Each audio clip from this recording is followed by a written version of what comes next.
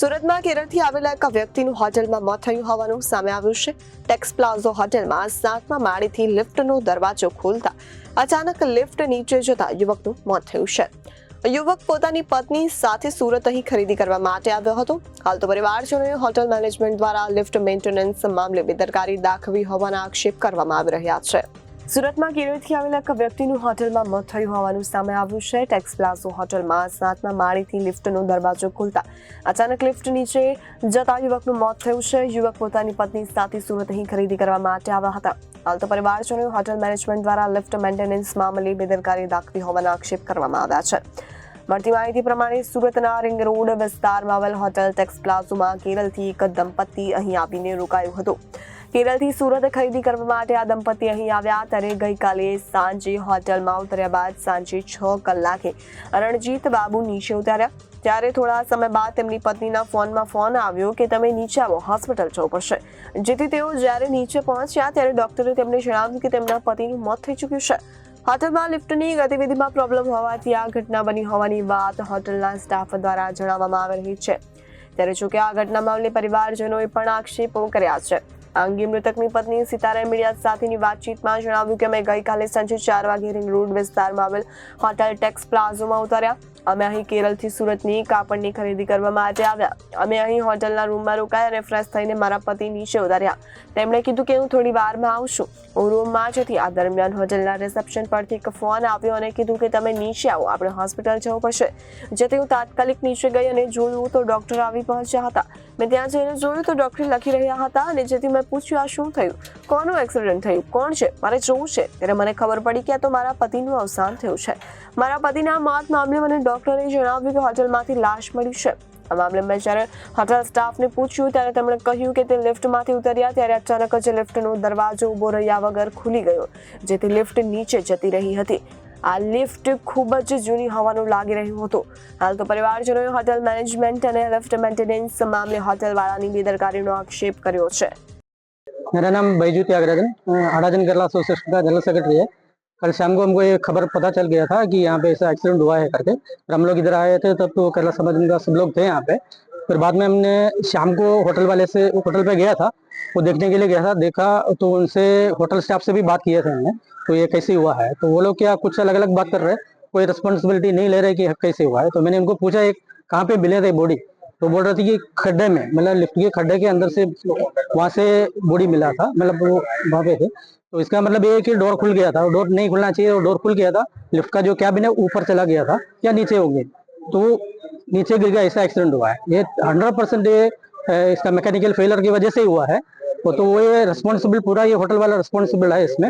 तो इसमें केस होना चाहिए, उसका कार्रवाई करना चाहिए। हम लोग सब इसके पीछे अभी फॉलो अप ले लेंगे और इसको आगे जो भी उसका फाइनल ये होना चाहिए, ऐसा मानना है हमारा। મારું નામ સંજય ઇજાવા છે, સામાજિક કાર્યકર્તા। અને કેરલાથી સુરત કપડાના ખરીદી કરવામાં જે એક કપલ જે આવેલા હતા, એ લોકો ટેક્સ પ્લાઝા રિંગ રોડ ઉપર રહેવા માટેનું પસંદ કર્યું હતું હોટલમાં।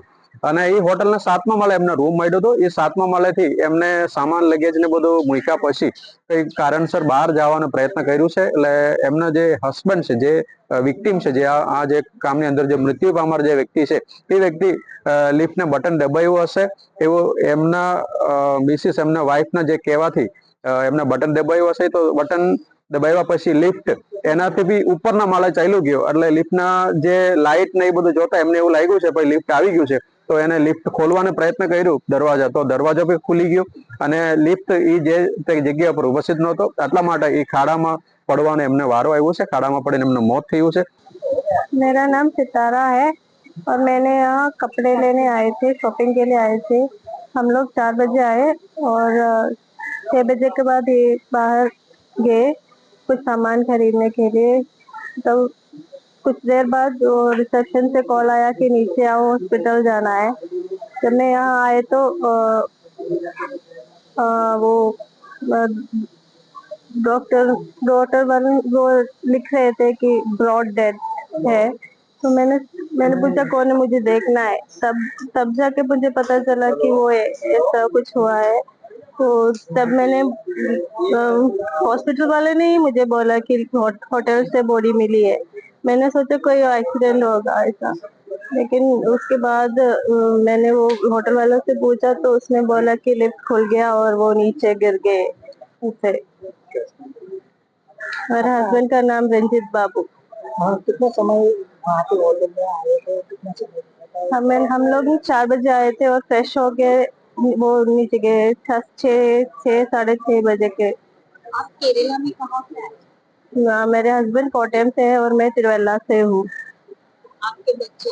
हमारे 2 बच्चे हैं। बड़ी वाली वो 7वीं कक्षा में पढ़ रही है और छोटी वाली वो 4।